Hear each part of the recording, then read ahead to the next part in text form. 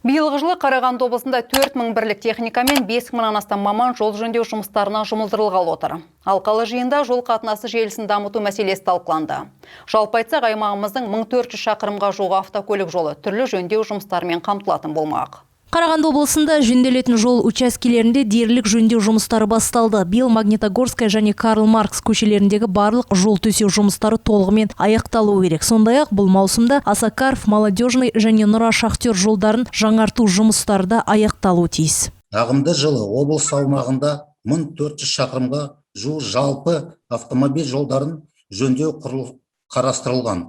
Облыстық маңызы бар автожолдар бойынша жалпы ұзындығы 464 шақырым болатын 29 нысан қамтылған. Оның ішінде ұзындығы 130 шақырым 7 жол учаскесі қайта жаңарту. Сондай-ақ облысымыздың барлық аудандарында ұзындығы 313 шақырым құрайтын 20 жол учаскесі орта жөндеу жұмыстарымен қамтылып отыр. Бұл санатта 12 жол учаскесі былтырғы жылдан қалса, 8 жол учаскесін жөндеу биыл басталады. Мәселен, осы жылы Жошы Хан мен Дамбауыл кесенелеріне кіреберіс жолдың құрылысы қолға алынады. Сонымен қоса Нұра Осакаров автожолының учаскесін қайта жаңарту ісі де басталғалы отыр. Жартас Долинка, Қарағанды Үштөбе құрылыс, сондай-ақ Жаңа Долинка, Шахан, Молодецкая учаскелеріндегі жұмыстарда жалғасатын болады. На сегодняшний день все дорожно-строительные работы начаты.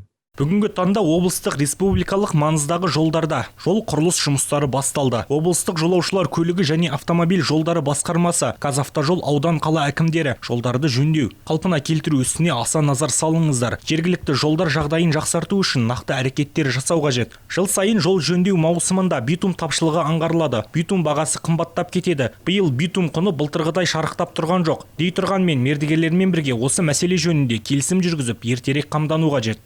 Біздің облыс бойынша республикалық маңызы бар автожолдардың жалпы ұзындығы 2815 километрді құрайды. Оның 504 шақырымы қайта жаңартылуда. 167 шақырым жол орташа жөндеуден өтеді. Жөнделер жолдардың сметалық құжаттарын даярлауға да назар салынған. Мәселен, қазірде ұзындығы 513 километрді құрайтын Жезқазған Қарағанды тас жолын жөндеудің жобалық сметалық құжаттамасы әзірленуде. Автомобиль жолдарын техникалық жақсарту мақсатында қалалар мен аудандардың 300 шақырым аудандық маңызы жол бар жолдарды, ел мекемелерін, көшелерін, жолдарын жөндеу көзделген.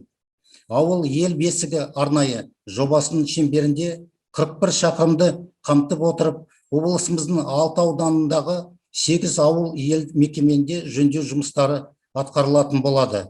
Жолды жөндеу қалпына келтірумен қоса жол бойындағы сервисті дамытуға да билік тарапынан айтарлық көңіл бөлінуде. Мемлекет басшысының тапсырмасына сәйкес бұл бағыттағы жұмыстар көрсеткіші 2025 жылға қарай белгіленген межеде болу керек. Бүгін таңда республикалық маңыздағы жолдар бойындағы сервистік нысандардың 57% ұлттық стандартқа сәйкес келеді. Бұл көрсеткішті арттыру үшін алдағы жылдарға жұмыс жоспары бар.